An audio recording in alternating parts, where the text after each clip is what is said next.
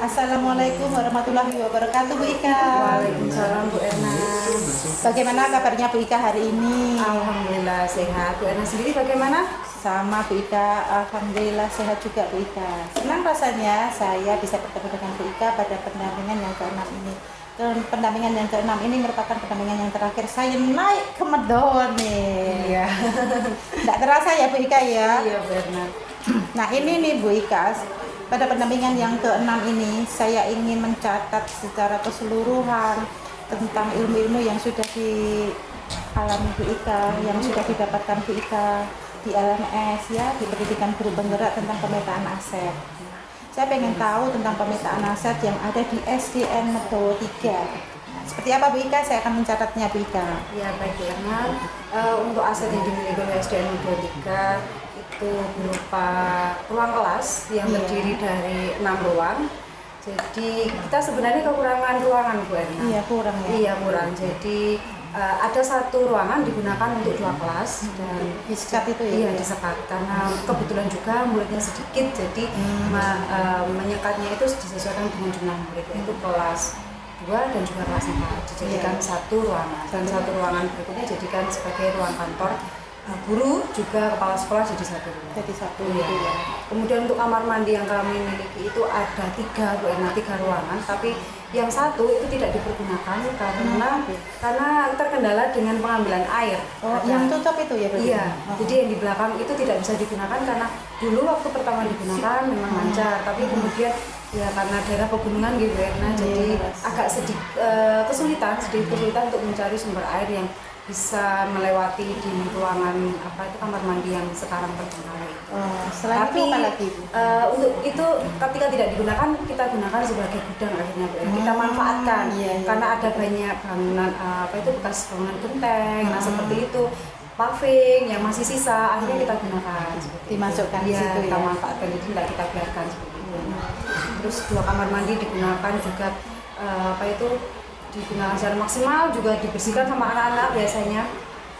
Terus halaman sekolah, kita punya halaman sekolah itu tempat 2 ya, kayaknya halamannya kan berseberangan gitu ya, udah 2 nih. Iya, Bu. jadi yang sebelah sana digunakan untuk anak kelas bawah, jadi anak-anak nggak perlu nyebrang, melewati jalan raya itu nggak perlu, jadi aman di sana. Kemudian yang sebelah sini digunakan sebagai untuk kelas atas, dan juga kalau nanti ada acara kumpul seperti itu. Karena itu lebih luas ya. Iya, betul. Terus sekali. kalau yang di seberang itu bisa untuk bertanam-tanam ya. Bisa Itu lebih banyak penghijauannya, lebih banyak. Iya, situ itu ya. juga kita sisakan mungkin ukuran 5 kali 2 meter lah Bu Erna, itu digunakan sebagai kebun.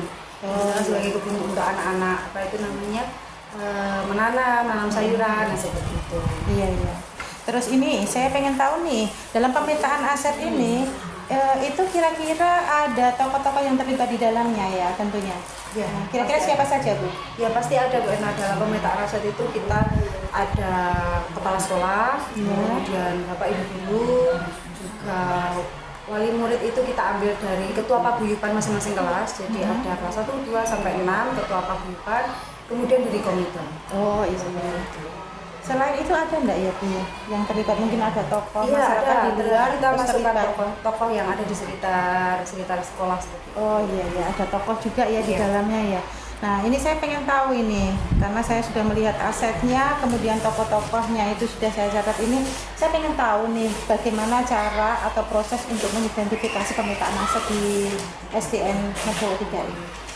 Biasanya kita mengundang wali murid, yaitu tadi ketua paguyuban, perwakilan, kemudian kita juga mengundang tokoh sekitar SD, sekolah, kemudian komite, Bapak Ibu guru juga disertakan, juga siswa juga disertakan dalam pemetaan aset seperti itu. Iya seperti itu.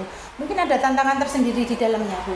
Ya pasti ada Bu Erna, karena kita bekerja sebagai guru pagi, jam mengajar kita harus mengajar, sedangkan menyesuaikan waktunya dengan tokoh-tokoh, dengan perwakilan wali murid. Nah itu kan kita harus menyesuaikan waktunya Bu Erna. Jadi kita terkendala di waktu, di mana kita harus menyesuaikan waktu. Satu waktu kita bisa berkumpul bersama.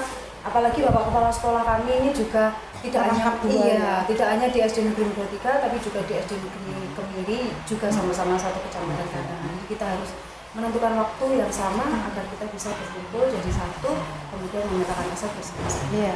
Berarti solusinya itu nanti Kita lewat apa, Bu? kita biasanya berkoordinasi terlebih dahulu, Bu Erna. Kita menentukan waktunya kapan yang tepat. Mungkin bisa untuk guru-guru, dari guru-guru sendiri bisa mungkin berkoordinasi lewat bapak kepala sekolah, lewat grup seperti itu. Kemudian kita menentukan waktu yang sama, kita waktu yang tepat bersama komite dan juga perwakilan wali. Berarti kalau sudah klik baru dieksekusi gitu Ya, ya. seperti itu. Ada koordinasi antara penjenengan dengan Pak Guli pagi itu, komite, kemudian dengan Bapak Ibu yang ada di sekolahan, bahkan ke kepala sekolahnya seperti itu, bisa lewat WA grup juga ya. Nanti bisa dipertulakan ketika nanti kalau sudah dieksekusi di rapat itu. Seperti itu nggih pemetaannya.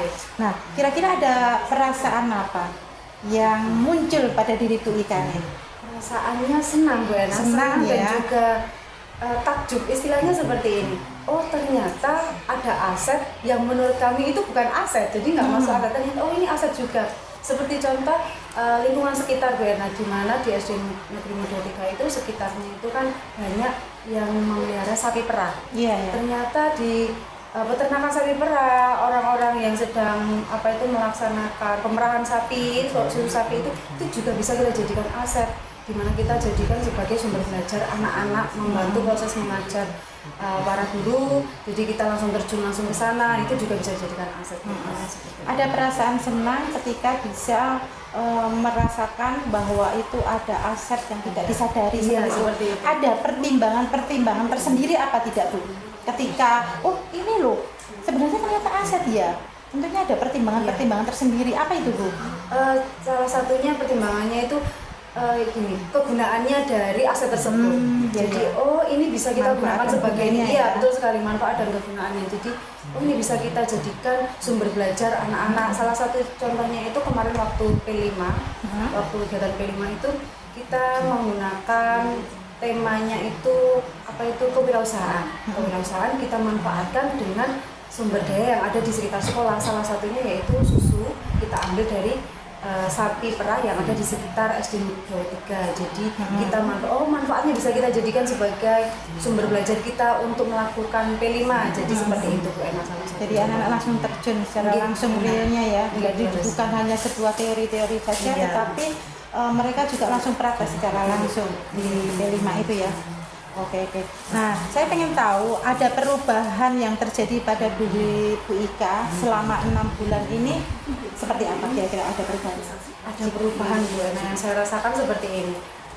Ketika sebelum saya mengikuti CGP itu saya memang sudah mempunyai ide atau ide-ide yang mungkin kreativitas yang muncul sebelum saya mengikuti CGP. Salah satunya itu ekobrik, Bu Erna, di mana itu anak-anak itu saya minta untuk membawa sampah, mencari sampah di lingkungan sekitar sekolah di waktu tertentu saja. Jadi misalkan, ayo bawa sampah anak-anak, kita mau membuat ekobrik. Ekobriknya nanti kita buat sebuah meja atau sebuah kursi seperti itu.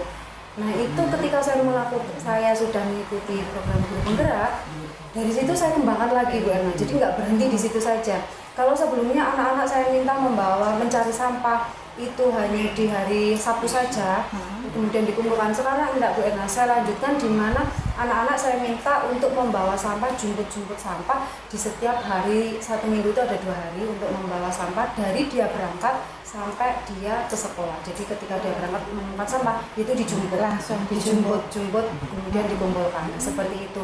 Nah nanti kemudian ke depannya ini programnya nggak berhenti, Bu Erna, karena dari program guru penggerak saya jadi belajar ini nggak boleh berhenti. Ketika ada yang contoh yang baik, ada produk yang baik, kita teruskan. Jadi saya teruskan dan saya juga berkolaborasi dengan teman-teman rekan sejawat, di mana teman-teman saya itu sudah ada yang guru penggerak, lulusan guru penggerak sebelum saya yaitu angkatan 7 dan angkatan 9. Jadi kami berkolaborasi meneruskan program-program yang menurut kami baik untuk sekolahan, kita lanjutkan, kita berkolaborasi dengan tujuan yang baik. Sangat luar biasa ya, berarti dampaknya itu sangat besar sekali ya, membentuk perubahan-perubahan yang dialami oleh Bu Ika ya, seperti itu.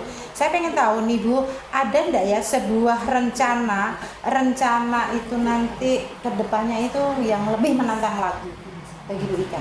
Ada, Bu Ena. Apa itu, Bu? Saya pengen tahu nih. Saya ingin membuat sebuah program, itu programnya itu berpihak kepada murid pastinya, Iya. itu berkolaborasi dengan tidak hanya dengan rekan sejawat, namun juga dengan lingkungan sekitar. Maksudnya itu dengan tokoh-tokoh yang ada di sekitar SD Negeri Mudo 3. Jadi ada pelibatan dari tokoh-tokoh di luar. Iya, seperti itu. Nah, sangat kebetulan biasa. tokohnya itu pun juga wali murid dari salah satu siswa kami seperti itu. Jadi kita manfaatkan Memperdayakan ya. seperti itu Bu Erna. Iya betul, sangat luar biasa. Rencana yang ke depan itu sangat menantang ya bagi penjenengan, karena apa? Melibatkan orang-orang, tokoh-tokoh di masyarakat. Nah, ini ada enggak ya yang kurang atau yang perlu diperbaiki? Kira-kira apa ya? Pasti ada Bu. Apa Bu? Saya pengen tahu. Kendalanya itu pasti nanti sesuai seperti yang tadi Bu Erna, waktu. Karena misalkan tadi saya sudah punya angan-angan, kami sudah punya angan-angan itu ingin mengajak salah satu tokoh di sekitar SD itu, yaitu orang itu bekerja sebagai pamong, salah satu pamong di desa.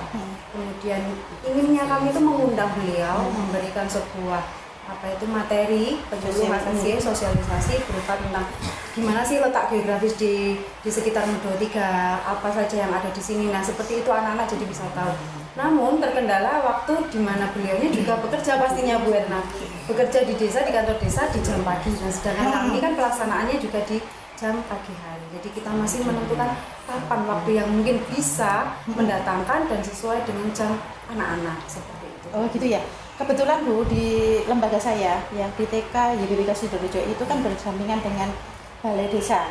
Nah itu saya sering juga melibatkan sama seperti yang pengen jenengan rencanakan itu, sangat luar biasa, melibatkan tokoh-tokoh yang ada di desa itu untuk memberikan edukasi, sosialisasi dengan anak-anak. Nah kalau di sana itu hari Sabtu itu libur. Kalau di Mendawa seperti apa Bu? Iya, hari Sabtu memang libur. Nah, pakai itu aja Bu. Nah, Kira-kira itu hari berkenan apa enggak ya kira-kira? Nah, itu ya? bisa saja itu bisa jadi contoh ya Bu. Iya, iya. Bisa kita sharingkan ke kepala sekolah juga. Nah, kebetulan di hari Sabtu itu memang diisi tidak hanya materi pelajaran saja di SD kami itu, tapi kami juga ada diisi ekstra. Mungkin nanti kita disisipin ya. Seperti itu. Kita bisa sharing ke kepala sekolah, memberikan contoh dari yang Bu Erna sampaikan tadi, bisa kita sampaikan ke Bapak Kepala Sekolah, barangkali nanti bisa didiskusikan juga. Iya. Karena itu sangat berdampak sekali Bu. Karena apa ya? Itu nanti bisa mendekatkan tokoh-tokoh yang begitu familiar di orang tua, ya kan? Tokoh-tokoh masyarakat itu nanti mereka itu nanti benar-benar merasakan ini loh, misalnya bapak kepala desanya atau mungkin kasunnya atau mungkin dari tingkat yang terendah itu mungkin RT-nya itu merupakan tokoh yang kompeten, bisa diambil dari hal yang terkecil, itu bisa dilibatkan. Monggo lah, ini inspirasi yang sangat luar biasa ya. Rencana yang kedepannya itu menghadirkan seorang tokoh-tokoh ya, biar nanti bisa tokoh-tokoh itu nanti juga bisa merakyat ke anak-anak. Karena mau tidak mau ya, anak-anak yang ada di SDN Mendawa 3 ini merupakan penerusnya di desa Mendawa ini ya, calon penerus ini. Harus mereka kalau bisa tidak bisa ya mendukung mereka ya. Dan saya berharap semoga ini benar-benar rilis ya untuk penjenengan nanti, sehingga untuk keberadaan SDN Mendawa 3 itu nanti benar-benar bisa berkolaborasi, berkontribusi dengan tokoh-tokoh yang ada di masyarakat. Terima kasih Bu Ika untuk pendampingan yang ke-6 ini. Saya rasa cukup saya senang sekali ya, saya berikan apresiasi sangat luar biasa karena ide-ide penjenengan itu sangat brilian sekali ya.